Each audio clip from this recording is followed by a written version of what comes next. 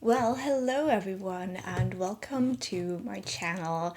Today I want to start a themed reading vlog fitting for Halloween, and this one is going to be a vampire vlog. However, we are doing a little bit of a twist because with these books I specifically want to focus on the Dracula's bride situation. So we're zooming in on women, on vampires, on maybe women who got betrayed by Dracula or seek revenge from Dracula. So all three of the books we will discuss in this video do have these themes, but they're all very, very different. So I think it's going to be a lot of fun reading these books together. So the first book that obviously started it all is A Dowry of Blood. Now, this book I got as a gift from my friend Jess, so I will link her channel down below. I would highly recommend you go and subscribe because we do have very similar taste in books, but also in the kind of like content we create. So thank you again, Jess, for gifting me this book for my birthday.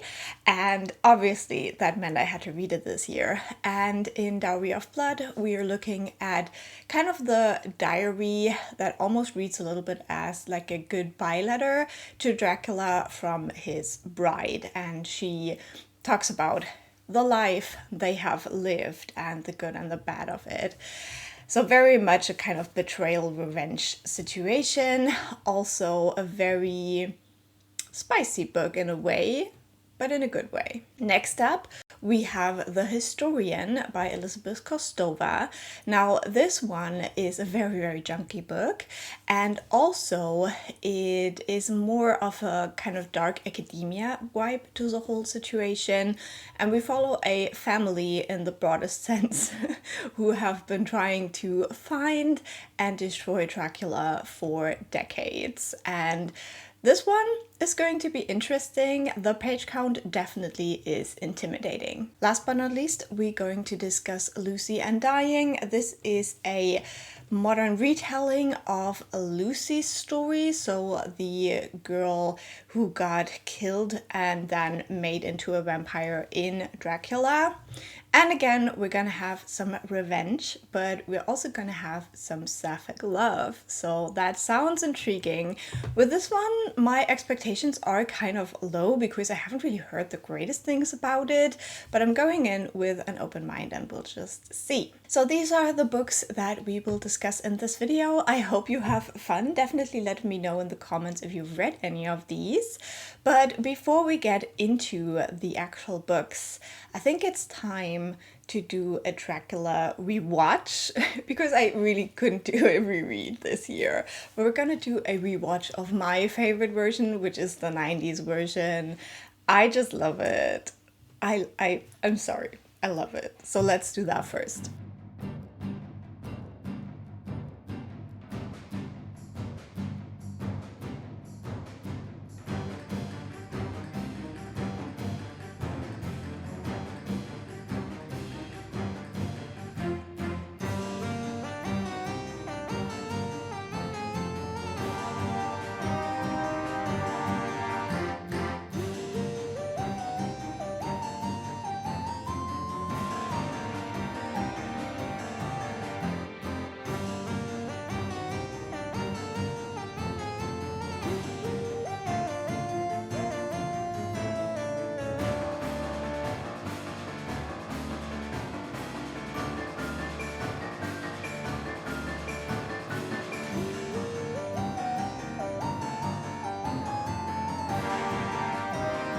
Okay, I think this movie kind of refreshed a lot of things in my mind about the whole like Dracula story, even though this one also takes some liberties with the like book material.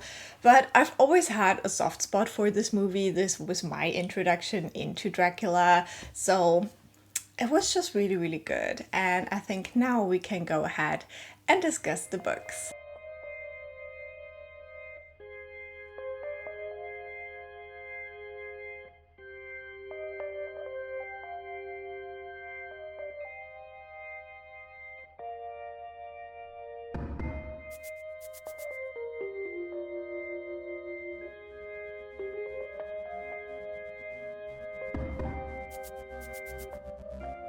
So I'm now halfway through A Dowry of Blood, and it is time for my update and to tell you a little bit of what this book is about. Now, in this book, we follow a woman. She had a name that we never learn, but she ends up being almost killed by kind of like enemies. She lives in this village, and one day, like, these army people appear and they pretty much kill everyone. She has to watch her family be murdered, and while she is lying there pretty much dying, this man shows up and he is kind of offering her help. And because she is dying, she kind of accepts it, but like not really, because she is dying. And so he turns her into a vampire. And so this is kind of a Dracula's bride situation. And with the turning into a vampire, our main character takes on the name of Constanta.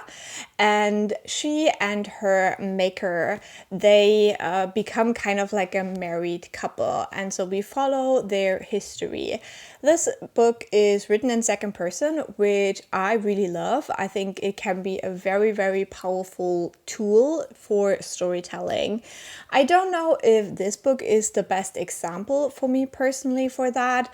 I don't know if it evokes the same effects as for the fifth season, for example, or one of my favorite books, All the Truth That's in Me, but I do like it, so I'm taking it. Now, as their story progresses, we see that they live like a very, very long life. We start out maybe in the 1300s or something. It's a little bit hard to tell, but around that time. And we start out in Romania, and then they travel the lands. We go to Vienna, to Venice, to Spain, a lot of like places. I think England is in the mix as well. And we see the life they kind of build together, but also don't, because they don't actually live. And I must say, I just finished reading Bury Our Bones in the Midnight Soil, and this book already does it so much better, because I read this half of the book just yesterday. Just one day, and I'm already at the point where we do have some sapphic mess, some messy characters in general, and we do have, this progression throughout the centuries without it dragging on, because it's not such a long book. Like the text on the page is very big. We do have also a couple of quite empty pages. Let me see whether I can find one of those. Like some pages are just like that. So, it reads very fast, and still it is really like a good story that it's being told, and you really feel for the main character, especially because it is written as her letter, like she's writing the letter. So you really like see how she's feeling and how she's trying to process what happened to her. And at its core, this is the story about abuse in a way, about how with a lot of the decisions that will impact their lives, our main character never really had a choice. And we already see that at the beginning, at this moment when she's dying, and he kind of offers her this eternal life, but he doesn't say it in those terms, and also she doesn't agree in a like consent kind of way. She basically is just like so afraid to die in the mud alone that she's like holding on to him, and he takes it as her consent to this thing. So I really like this. I really like the way that she also still believes in God, and that's something they very much disagree on. And then before the halfway point of the book, they introduce a new person into their relationship. And I also really like the way that plays out. This woman is called Magdalena, and she also struggles a lot with what she has chosen in a way. Because, more and more she is kind of oppressed by their maker as well, and she's like a very like freedom loving creature, and now she has to do everything that the maker expects of them. So yeah, I'm definitely intrigued to read more of this book today, and I will probably also finish it today. And it's a very good start to my vampire vlog, and yeah, let's see how it goes.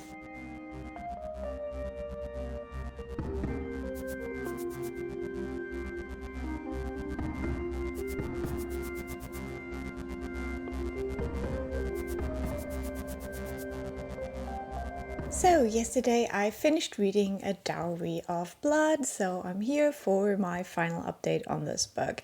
This was overall a super quick read, which was fun. I definitely needed something like short and snappy right now, so this book was definitely that. I gave this one 4 stars in the end, and I did really enjoy the reading experience of this. However, I didn't like absolutely fall in love with it, as a lot of people did when this first came out. Now, this definitely reminded me of why I like S.T. Gibson's books. I have read Evocation before and really enjoyed it, and I would really love to read the sequel of that, and I'm hoping that my library will get a copy of that. But yeah, this definitely had the same kind of like vibe. It's like sexy in a way, but also dark in a way, but then also taking things not too seriously, so that it's still kind of fun to read about, even though we do have these like dark topics in this book, because this is, as I said in my last update, about an abusive relationship. And in the second half of the book, we do get another important character that gets introduced, and I did like that as well. I think it livened up the book a little bit more, and I also really liked the way that everything was building up in the last couple of chapters of this book, and I did really like the conclusion. I think that also the ending of the like book was really good. Now, something that confused me a little bit is that in the end of this book, there are 3 more chapters that are not from our main character's point of view. It's from the point of view of that new character we get introduced to in the second half of the book. And I'm not quite sure if this was the original ending when this book was first published, or whether this is something they added on when they traditionally published the book. So if you have read this one when it first came out, definitely let me know, because I felt like it was a weird little add-on that I didn't really need, and I felt like the ending of the actual story was much more powerful than these like 3 chapters that we get in the end. So maybe that was just like a little like novella kind of add-on that was later written. I don't know about that, but if you do, please let me know, because I was a little bit confused by that part. It is sweet. It also is quite a bit sexy again, so I didn't hate it, but it just didn't feel like the true ending of this story. It felt like a little like, here's the kind of after if you want to know a little bit more about these characters. So overall, really had a good time with this book, and I would recommend you pick it up if you are interested in vampires, and especially if you want things to also have this like kind of seductive vibe. Things getting a little bit sexy. You don't get like full on like super hot spicy scenes in this one, but there's definitely enough there to have this like spicy energy, I would say, to the tale. At the same time, I really appreciate that at the beginning of the book, the author is mentioning different content warnings, so you can check those out before going into the book, because obviously reading about these kind of relationships is not like fun for everyone. Like if you have lived through something like that, it can also be very triggering. So keep that in mind. But for me personally, as I don't have any experience with this book, for me reading this was enjoyable. I think that's pretty much all I want to say. I do have like a few like tiny little criticisms where I always feel like I'm just a bit nitpicky with things, but it still like bothers me a little bit. So one of those things is, for example, that this character I mentioned, Alexei, is a Russian character, and the nicknames Alexei uses for our main character and what's her name, Margaret? Magdalena, sorry. Those nicknames are not like what a Russian person would use. Like, they're very American nicknames, and it just felt a little bit off. I thought, like, if you introduce a Russian character, maybe come up with nicknames that at least sound like a Russian person would use them. So that was like some of the things that I was like, I don't know. And then also we do get a lot of like traveling around Europe, and obviously all of these like European countries, they have very different languages, and especially if you go through the centuries as well, language develops and changes a lot. And I felt like wherever these people were, they were always understanding everyone, and it was also a bit weird to me.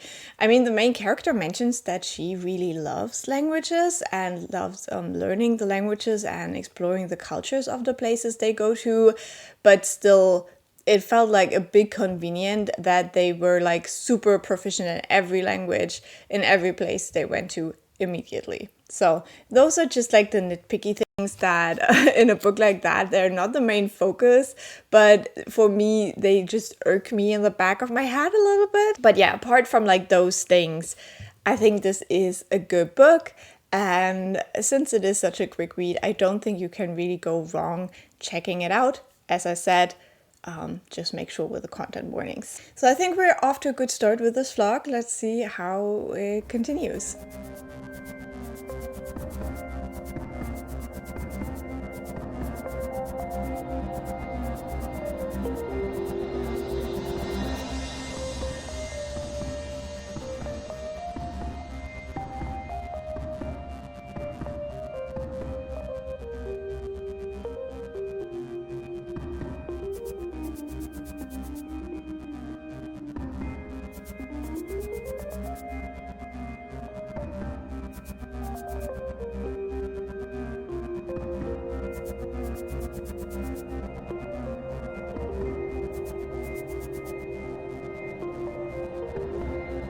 So I'm now finally halfway through The Historian by Elizabeth Kostova, and so it's time to talk about this book. Now, this is a long book. This is over 700 pages, so it took me quite a while to get to this point, but I am enjoying the book. So let's quickly talk about what this one is about. We do have different timelines in this book. We do have a 1970s timeline where we have a girl we are following. She is like 16 to 18-ish in the first half of the book, and she is the daughter of a diplomat, and she has lost her mother, and she's really like attached to her father, and oftentimes when he's traveling for work, she has to stay behind in Amsterdam with her kind of like, what do you call that, like a nanny kind of, but for like older people. So basically one day she finds this mysterious book in the library, and when she asks her father about it, he starts telling her a story, and in that story we follow the father in the 1950s as well as his advisor from his university time in the 1930s. So this is quite layered, and we do have this kind of like the father telling our main character a story, but then also talking about what he learned from his university advisor. So you know, you get told quite a lot, and there's a lot of like letters involved. So you're reading a lot of the letters where the people describe what they have seen, what they have experienced, and all of that relates to a mysterious book that they all find and to Dracula. So this book very much has dark academia vibes. We do follow the university advisor as he is working in academia. We see the 1950 stories of the father when he was working on his PhD before he became a diplomat. And then we have our main character who is about to finish school and is also thinking about like her potential academic career. And all of these people do have an interest in Dracula, and we see how the information starts to kind of layer up, that each person figured different things out and then helped the next person to kind of figure more things out. And I guess in the end, this will accumulate into like some kind of epiphany, maybe even finding Dracula. So in this book, there isn't really a question whether there is vampires. We do get like all of these like weird things that happen that very much imply that there is vampires. So all of our main characters are convinced that Dracula is a vampire and that he did exist in history and that he is still around. And the main thing they're doing for the first half of the book in each of their like timelines is figure out where the tomb of Dracula is. But they do encounter a lot of adversaries, I guess, people who seem to have been influenced by Dracula or are looking for him themselves. And there is a lot of like weird accidents. People go missing, people die. Maybe they don't die and show up again. So there's a lot of this like weirdness going on with the narrative. Now, it took me forever to read the first like 30% of the book. And one reason for that is that it is very dense. You do have a lot of words on the page and it's interesting, but it's not like one that I would describe as a page turner. It's definitely one of those books where you kind of want to sink in and really absorb the story, which for me personally means that I usually read it slower. However, the other thing is that for those first chapters where the father is kind of telling his story about what he learned from his advisor, he is telling this part in like very or like with very big time jumps. So between the chapters there would always be a lot of time that has passed that we don't see, and we basically go into like different journeys, different places with these characters. So it also kind of feels apt to not read this like chapter after chapter after chapter. It feels like taking breaks between the chapters makes it feel more real, because the father always talks about how this is so hard for him to tell that he needs those like month-long breaks in between. And so that's also something that kind of slowed me down, because it just felt wrong to like marathon read those chapters. However, this does change when you finish part 1, that is around the 190 page mark, and something significant happens and the way the story is told then changes accordingly. I think overall I am really enjoying the story. I do feel like intrigued. I do feel like, as I said, you can really sink into this narrative, but it also puts me into like weird Google searches. So there's like mentions of stuff where I'm like, is that real? And then I start Googling, and then I'm on Wikipedia reading about the life of the actual Vlad the Impaler.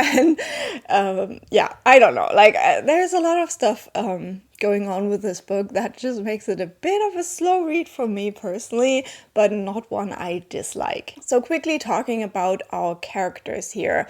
We do have our main character who so far for the first half of the book really is not important at all. Like she is the one who gets told the story. Now I think that will change in the second half of the book, but so far we have very little information on her and she hasn't really done anything yet.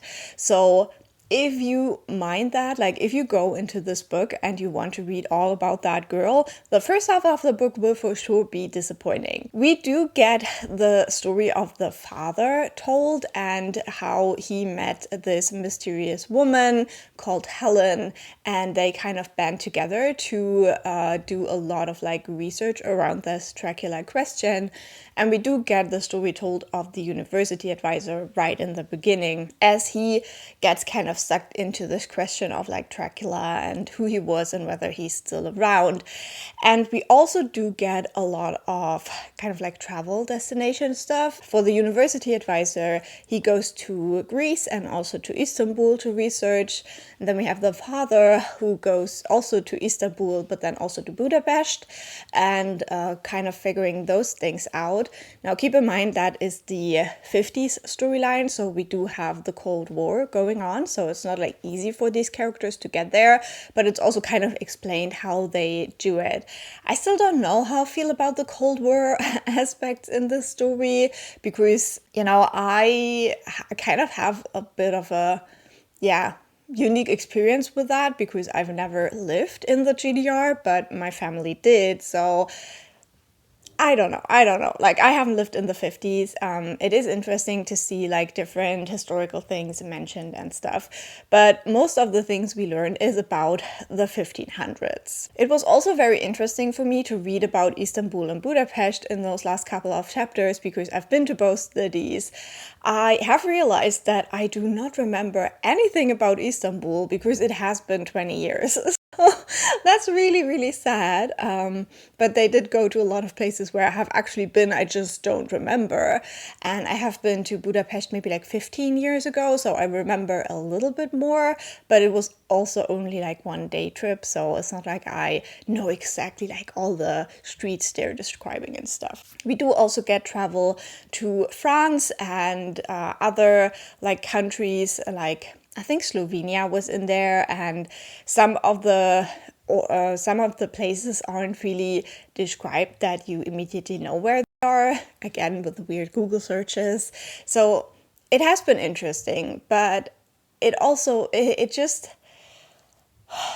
I don't really know how to describe this book really well, because I make it sound like there's like so much going on. We're going to all these different places and we're figuring out all these things and people die. And, you know, you could write this in a very different way, but this is a very, very like academia kind of like chill book. Even when like super terrible things happen, it's like a couple of pages and then we're back to, okay, let's sit down on this divan and think about what just happened, which is also kind of giving the wrong impression. I don't know. I have a hard time describing it. It is an interesting book. I feel like I've also talked for a lot of time already and I haven't really said anything about it. So I think I'm just gonna leave it here. It is interesting. I do really want to continue on with it and finish it and see where it goes. I would really like to see that the main character, this girl, is actually starting to do something. It's one of those books that's very long, very slow, kind of interesting and intriguing, but you just have to kind of go with it and let the story unfold, and it isn't rushed. It's really taking its time. And yeah, I think that's all I'm gonna say for now, because otherwise this video will be just the same, and I'll update you again once I've finished the book.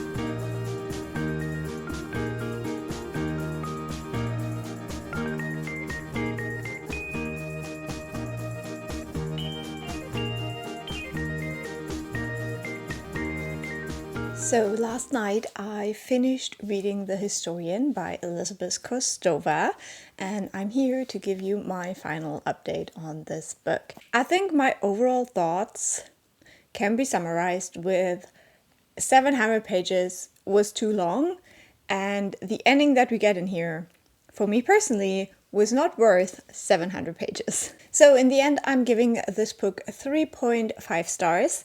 I did enjoy reading it in a weird way, but also, as I said before, like the first 200 pages took me forever to read and to really get into.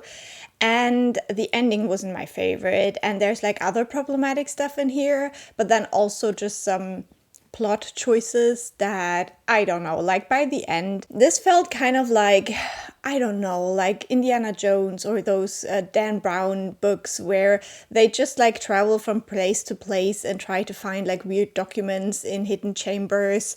And the whole Bulgaria part with this like weird guy that was following them around and was basically their guide, because as I said before, this is like Cold War times. It gets so annoying, and I think it was supposed to add another layer of kind of like danger and excitement, but for me personally, he was just the person that made it even more difficult for them to find all the documents.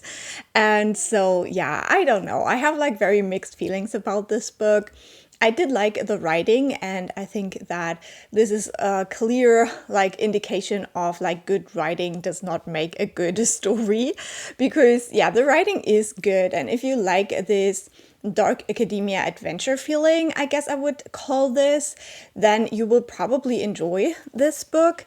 But the story itself is just not very great. And maybe let's start out with my biggest concern, which I have also mentioned in the last update, and that is our main character in this book is not the main character of this book. And if you read the back, it says clearly that a young woman finds an ancient book and that her discovery plunges her into a world she never dreamed of. She's completely irrelevant. Like, if you read the ending of this book, she doesn't even need to be there. There's no reason for her to be there. And even her father is like, why are you here? We don't need you here. You were not supposed to be here. And with that, the whole book, like everything that is in this book, falls apart. Because I thought in the end she would do something that was important, but she does not. And then also her father never meant for her to go there, but then why did he give her all this information? I don't know, it's just like, it's so weird. And if you want to read this book, you have to prepare to read letters. Like, I guess more than 500 of those 700 pages are letters that you're reading, probably even more. Like, I don't even know how much of this book is not letters.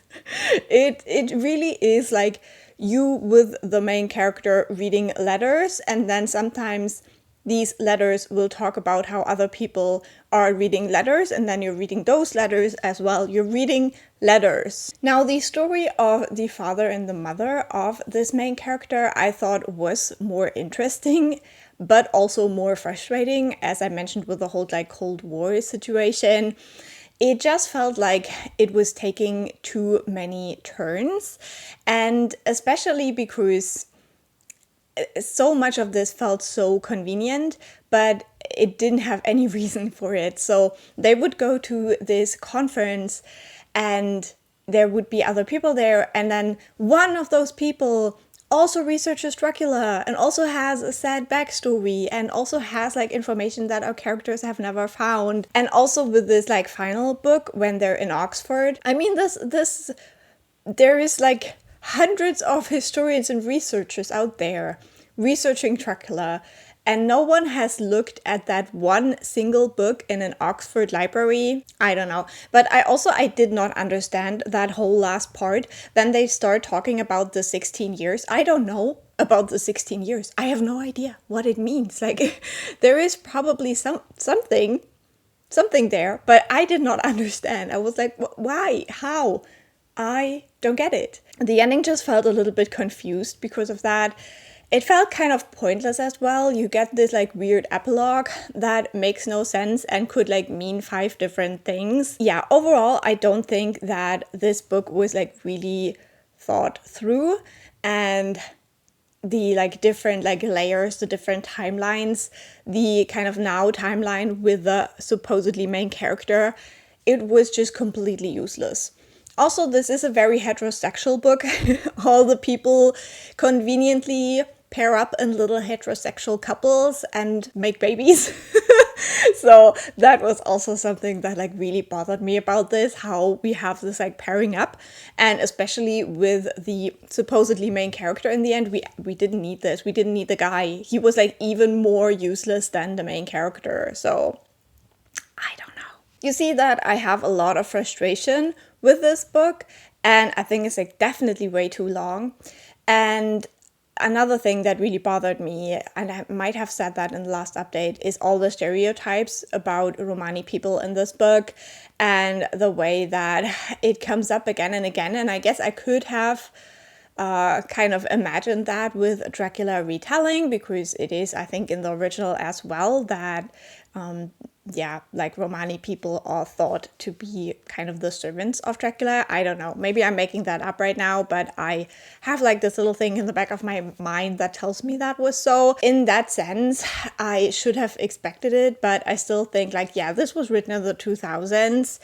I still think you can do better than that. And especially because sometimes it tried not to do like the stereotypes in a bad way, if you know what I mean, but then it's like still the stereotypes. They're never good.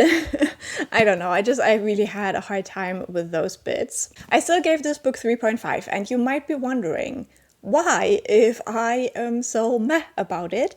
And I'm wondering that a little bit as well. I think this book did manage to bamboozle me a little bit. It was definitely intriguing in some parts, and I did like the characters in some parts, and I did like their dynamics, and the writing is just good. You can't say anything about that. Like, the writing is actually good. And I did like that we get to see like some of those old monasteries. I was Googling a lot of the places mentioned in here, and some of those I definitely have on my travel list now. There were things I liked about this. Would I say go read this book? No. Like, if you're not like super into this like dark academia adventure idea and Dracula and history, and especially like Eastern European history, then I would say probably not. And even if you are really into Eastern European history, I think this book would disappoint you because it's not actually that accurate. Like, if I understand it correctly, and I'm no expert at all, a lot of the like dark stories about Vlad the Impaler were extremely exaggerated in the Middle Ages to make him an enemy figure, basically, so people would not adore him or like follow him in any way. A lot of what is taken as fact in this book, I think, was just propaganda of the Middle Ages. And so yeah, lots of feelings. I think this is a very niche book that if you want this particular niche, you will like it. But for me, it was just a very mixed bag. And that was my very long-winded review of this very long-winded book. And I think with that, we can put this to the side and just continue on with the video.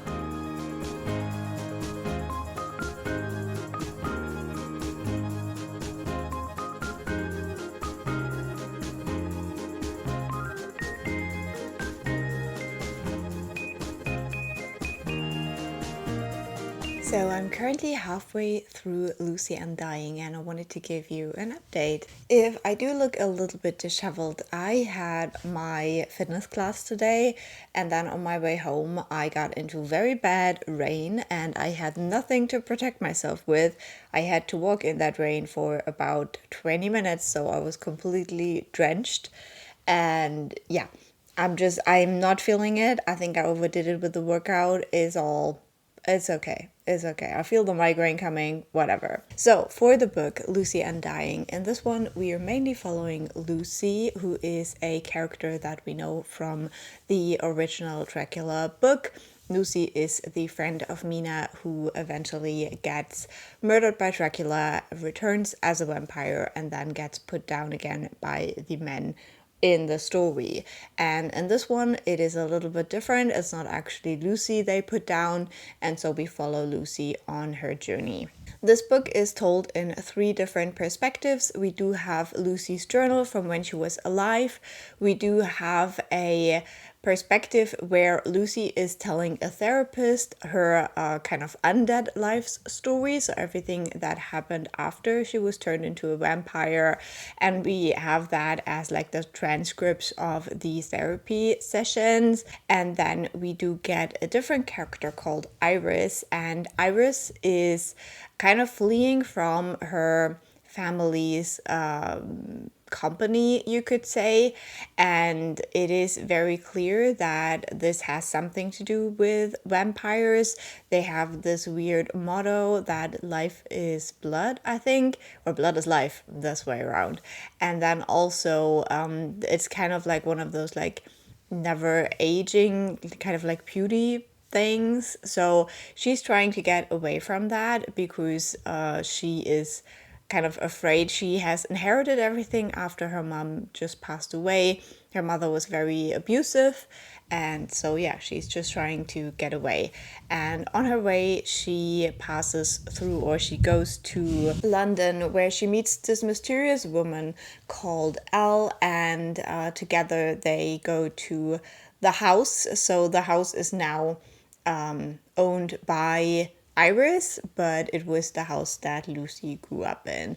And yeah, basically Iris's storyline is in present day, and also the time when Lucy is talking to the therapist is in present day, but we do get the retrospective in that telling. So I'm really enjoying this book. I think personally it is a little bit too long, but apart from that, I am having a very good time with it, especially while Iris and Elle are in the house and just kind of going through the rooms and seeing what's there, trying to figure out what they can sell so that Iris has money to get away. It has a little bit of like haunted house vibes because this house has just been standing there for years and years and years, and it's just all old and kind of decrepit. So I really enjoyed that. Iris is starting to open up to Elle also more, and they do have a bit of a romance together. So I'm intrigued to see where that goes. I do have my suspicions about Elle, and yeah, I think at the halfway point where I'm at right now, those suspicions become more and more obvious, but I've had them from the beginning, like pretty much from that first meeting. I have a suspicion. So we'll see whether I'm correct, but I'm pretty sure I am.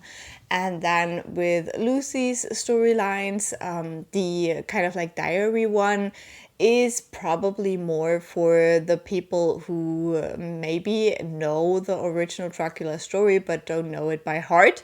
So at times it is just a little bit like rehashing things we know that happened to Lucy, but also we're seeing it through her perspective, and she is like very different from how she appears, and that is like on purpose as well. So I'm fine with those chapters. I don't like die to read them, but it's all right. What I think is most interesting to a lot of people is Lucy's story when she's a vampire, and I also really like that storyline because we get so much more kind of lore and just like a picture of the lives of these vampires.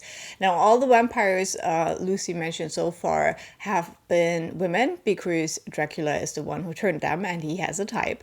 And a lot of them have sapphic tendencies as well. So we do meet a couple of them. We start out with Raven and Dove, the wives of Dracula.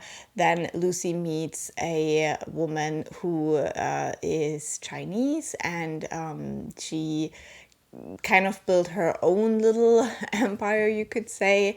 Then there is the doctor who tries to figure out how to heal people, but also just improve them, I guess.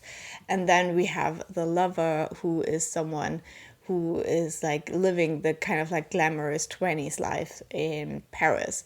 And so Lucy is kind of like living all of these like different lives with these people, trying to figure out what her path forward could be, like what her purpose could be.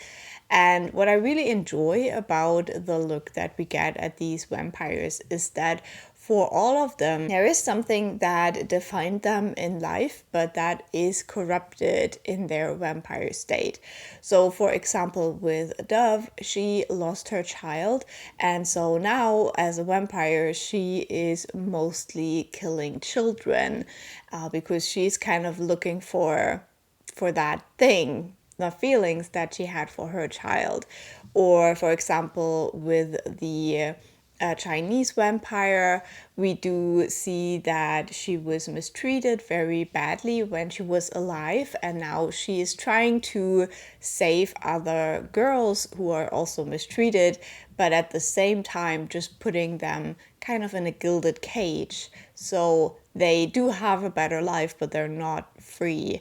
So stuff like that I think is like very, very fascinating, and I do love this aspect. And obviously while reading the book you can also speculate like what is Lucy's thing, and I think it's very obvious. So I'm intrigued to see how that like plays out throughout the rest of the book.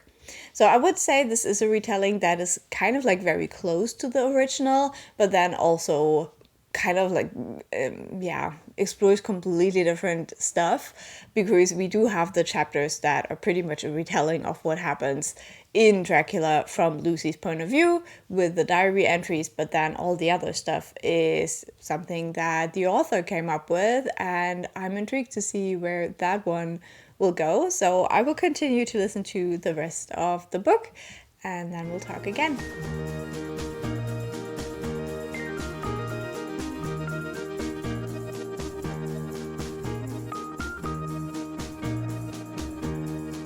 And we are coming to the end of the video because I just finished Lucy Undying. So we're here to talk a little bit more about this book, and then we'll do the final wrap up of this vlog. Now, I must say that the ending like wasn't exactly what I was hoping for. There's definitely quite a lot of action during the ending, but there's also a lot of like going back and forth and like people going there and then going there, and then there's people there, and it just felt a little bit disjointed towards the end. I definitely liked the beginning and the build-up a little bit more than the actual like taking everything down. I did like some of the choices that were made that I'm not going to talk about here because of spoilers, but I think that a lot of people got what they deserved, while at the same time not like everything was completely resolved like with a neat bow. I think there was still like, you know, this little outlook on like the book is over, but maybe not the story of these characters, without it feeling like you need a sequel or anything like that. So I did really like that. I did like, as I said, some of the choices. I just felt like it was a little bit like confusing with all of the places the people went, and then sometimes I didn't quite understand how this person who was just over there now is over here when I thought they were going over there. You know what I mean? So just a little bit in that regard, I didn't love the like actual ending. Now, I was hoping for like a certain revelation that we definitely got.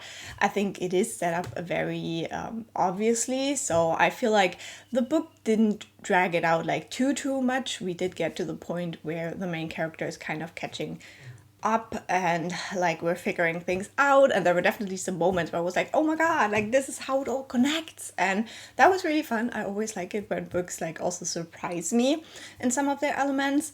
And overall, I just had a good time with this book, so I think I'm gonna give this one 4 stars as well. I am very pleasantly surprised by this. I was definitely more worried going into the book, but I think I had the right expectations because I knew it would have like this modern day setting and that we would get this other character that isn't Lucy and all of that. But because I could see quite clearly from early on where things would go, I think it worked out. I still feel like, you know, like from like writing and storytelling perspectives, there were just some things that didn't quite work in the writing, especially with like, there is like some chapters towards the end from Dracula's perspective did not love those. I don't think we really needed those.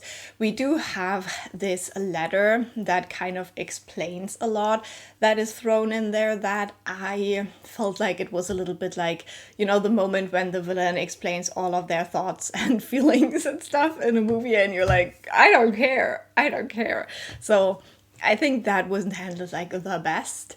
As I said, like the whole like action stuff at the end was a little bit confusing to me. And then also we have this moment where Iris is having this like very big revelation, but maybe it was just that I wasn't really like carefully listening at that point in time, but I never really understood where that revelation came from. I think she looked at some papers, but I don't remember like really understanding where those papers in that moment came from. So there were just a couple of moments like that. Like some of this might be like the audiobook experience, but I think some of that also was because of the way it was written, that it could have been cleaned up a little bit more. However, overall, I really enjoyed our characters. I think that definitely both of them can get a little bit annoying, and I think in that regard the book was a little bit too long because I had moments where I was getting annoyed, and also with like the audiobook voices, because I think the voices for Iris and Lucy are done really well in the audiobook, but at some point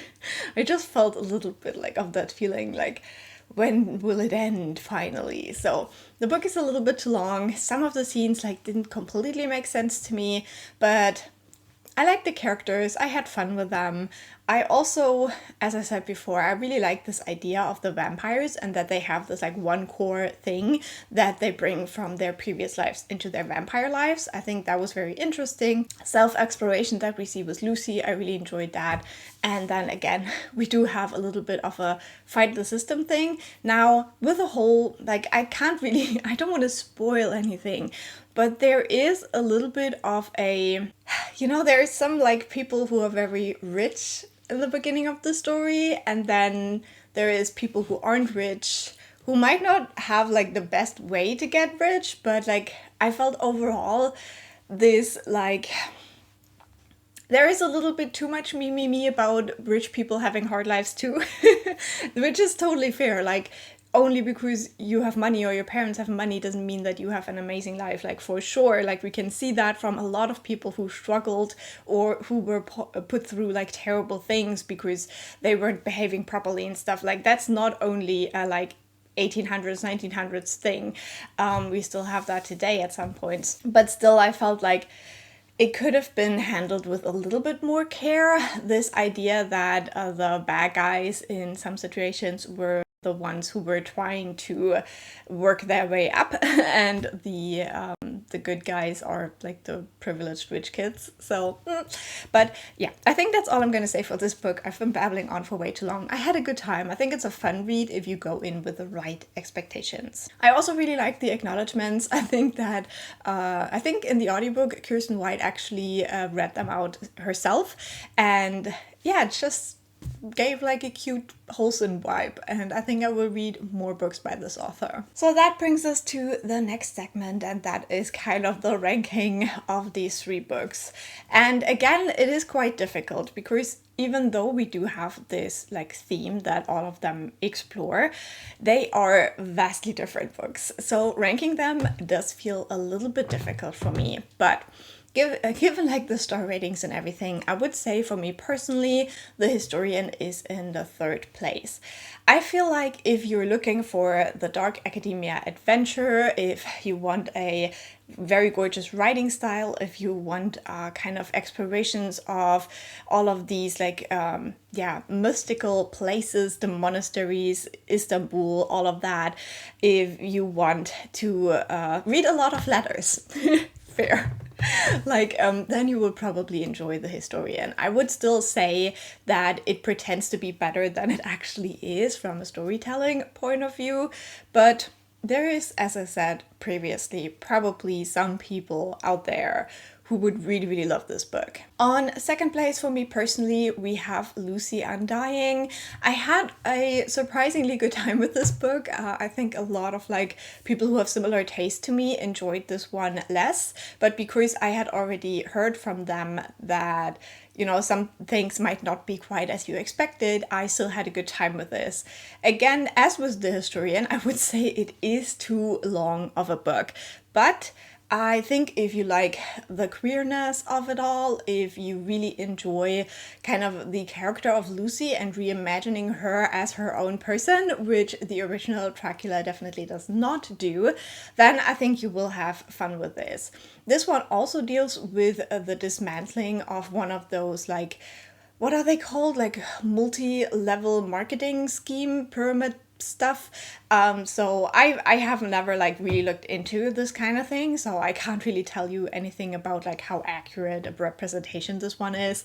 But yeah, if you kind of like that storyline, almost like a weird cult and, you know, the blood is life, then you will probably enjoy Lucy Undying. And last but not least, for me personally, the best one was Dowry of Blood. One of the reasons for that is that it did not take up pages and pages and pages. I think it really worked for the short page lengths that it has. It manages to tell the story in a very concise way, which I always appreciate. And I think I really like the writing in this one. As I said before, I love second person narration, so that one worked out quite well for me. I think in this one we definitely dive more into also the psychological kind of consequences of these betrayals through Dracula. How controlling he is. I think in this one we do get the closest look at Dracula, because in both The Historian and Lucy Undying, it's more of a hunting for Dracula. He doesn't really show up in the books too much, while in this one we do follow like this close relationship with Dracula. I think this is also the only one of the three that never actually mentions Dracula as like the name, but it is very much implied and you do understand what the book is doing. So I hope that this helped you maybe pick your vampire book for Halloween for this year, or maybe for your wish list for next year, as it is only a few days away now. I definitely had a lot of fun reading these books. Vampires is not something that I'm like super into, but I do enjoy, as I said, Dracula as a story, so I thought doing these retellings would be like the closest to my personal taste. But I'm also intrigued about other vampire books, so if you do have recommendations, definitely let me know down below in the comments as well. And with that, I'm gonna thank you so much for watching. Leave a like, that really helps me out, and I will talk to you very soon. Have a happy Halloween. Bye!